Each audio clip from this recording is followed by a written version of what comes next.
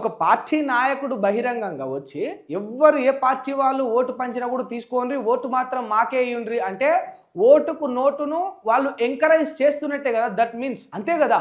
ఇన్ని రోజులేమో తప్పు చేయకుండ్రి అనే స్టేజ్ కానించల్లి మీరు ఎన్ని తప్పులైనా చేయండి కానీ మా పక్షాన నిలబడుండ్రి అనే కాడికి వచ్చిందంటే ఇక సమాజం వ్యవస్థ ఎంత మారిపోయింది చూడండి. ఎందుకు యాక్షన్స్ తీసుకోరు? పెద్ద పెద్ద పార్టీలన్నీ కూడా బయటకు వచ్చి బహిరంగంగా ఓటుకు డబ్బులు ఎవరు పంచినా తీసుకోండి కానీ ఓటు మాత్రం మాకే ఇయ్యండ్రి అని అంటే కూడా ఇంకా ఎలక్షన్ కమిషన్ ఏం చేయట్లేదు, పోలీసు వాళ్ళు ఏం చేయట్లేదు అని అంటే ఎందుకు? అట్లాంటి వాళ్ళపైన చర్యలు తీసుకోవాలి. ఓటు ఎవడు పంచినా డబ్బులు తీసుకొని ఓటు మాత్రం వాడికి ఎందుకు వెళ్ళాలి? అసలు ఓటుకు డబ్బులే తీసుకోవద్దురా భయ్.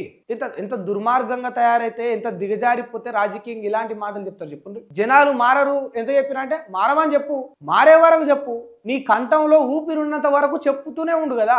ఓటుకు నోటు వద్దు, ఓటుకు డబ్బులు తీసుకోవద్దని నీ ప్రాణం పోయేదాకా, నువ్వు సచ్చి కాలి శవమై బూడిదయ్యేదాకా కూడా చెప్తూనే ఉండు.